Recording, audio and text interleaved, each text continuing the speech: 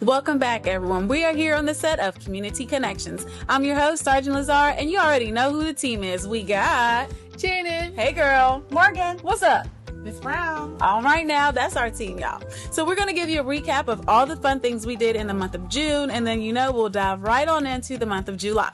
So we had all of our Special Olympics events, especially our torch run. That was a lot of fun, a lot of collaboration. So we're excited that we had so much support for that event. How did you guys feel about the torch run? It was a busy morning. But it was cool to see everybody cross the finish line. Yeah, it was a ton of fun, and watching all of the athletes come through and getting to cheer them on. It was a lot of fun. Absolutely.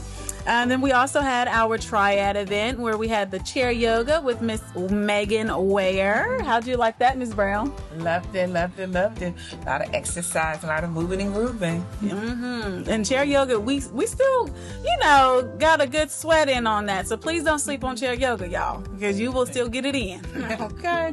And then Badge Buddies. So our partnership with the West End Center got started in the month of June. And so we really enjoy that. Again, just emphasizing the importance of exercise with our youth and then just supporting them all around. So I really enjoy that. I know, Janet, you're a big runner. So how you like those events?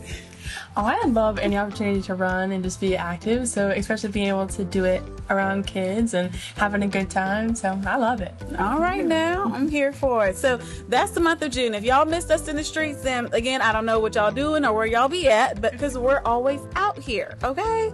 But just a reminder, moving into the month of July, that our admin offices will be closed on July 3rd in observance of July 4th. So make sure that if you have any business with us, don't come looking for us on July 3rd because we won't be here, okay?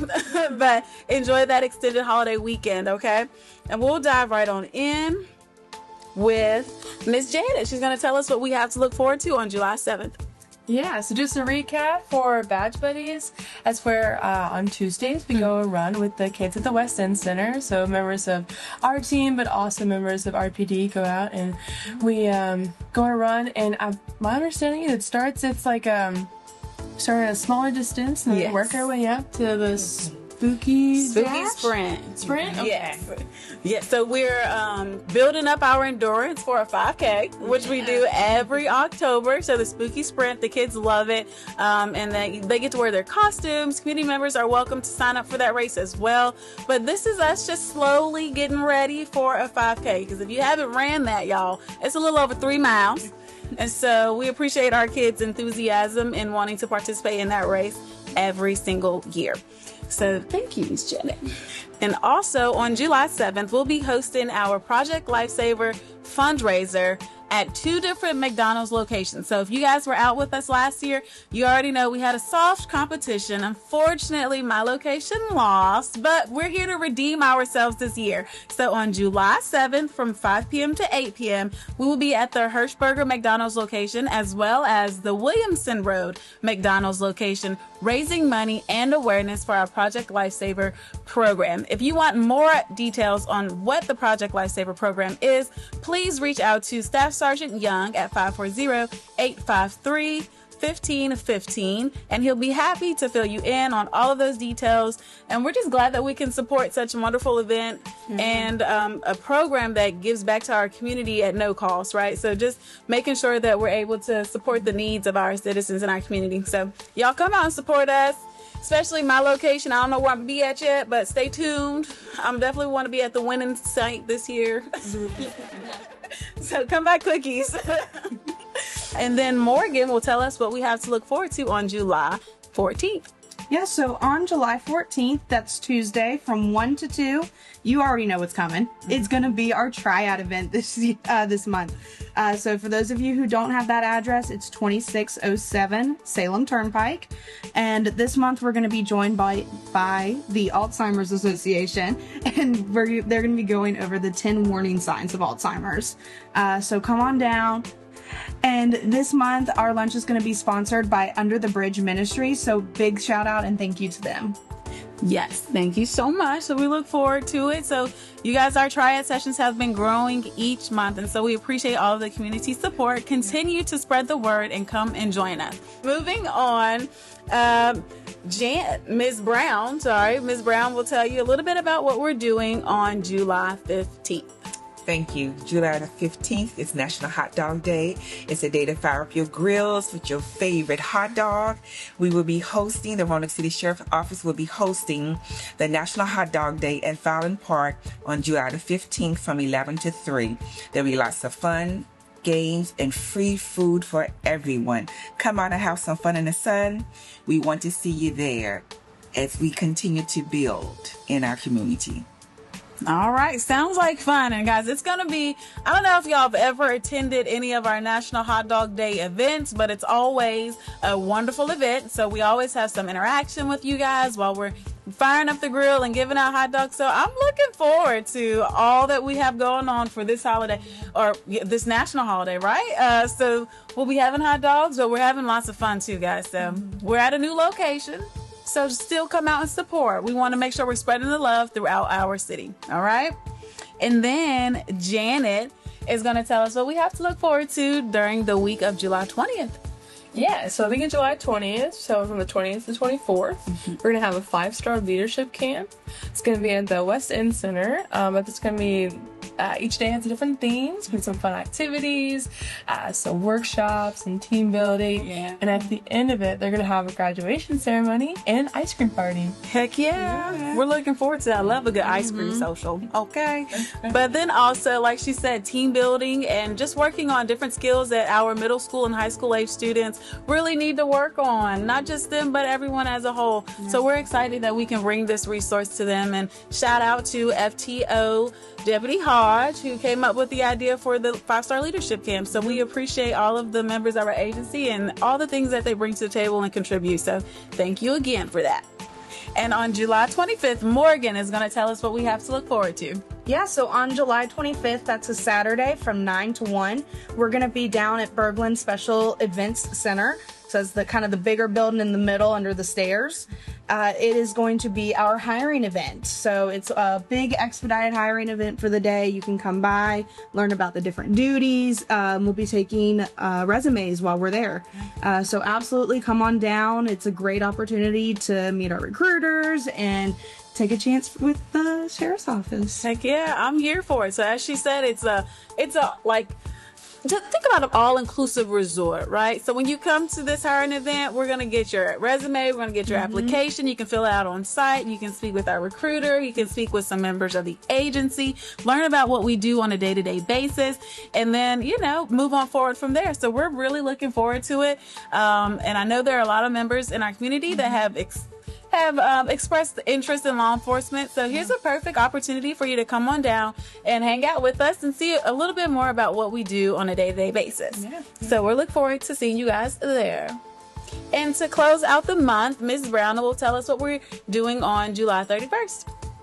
Yes, July 31st from 11 to 2, the Roanoke Resource located at 402 Campbell Avenue. We, the Roanoke City Sheriff's Office, will be partnering with them for a community block party. Everybody likes a party. There will be other local organizations that will also be participating. There will be music, games, food, and some summertime fun as we continue to build community. So please come out and join us with some fun in the sun. All right, now we're here for it, y'all. So again, if you missed us in June, that's okay, because we're still busy in July.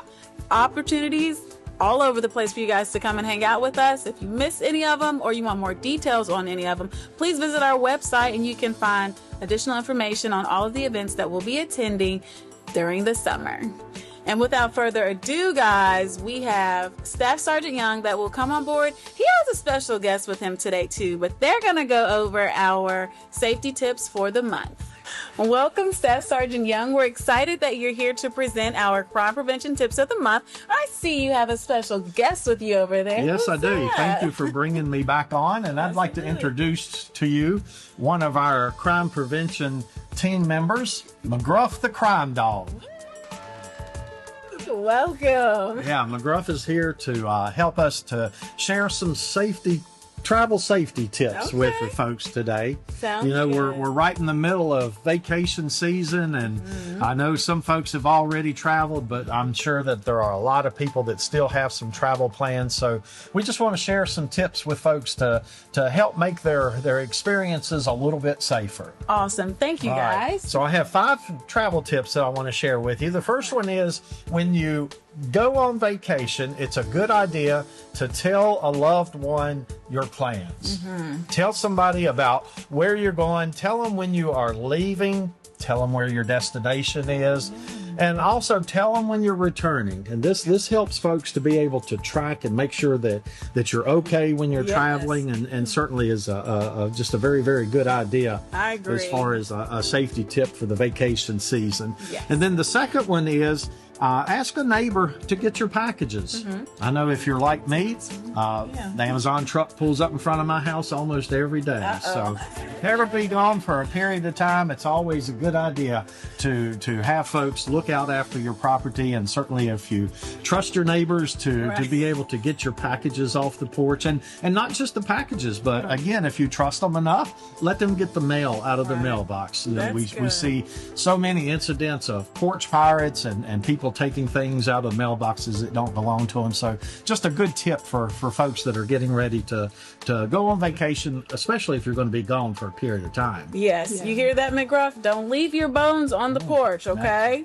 Yeah. Good job. And the next one is, safely store your passport and your ID.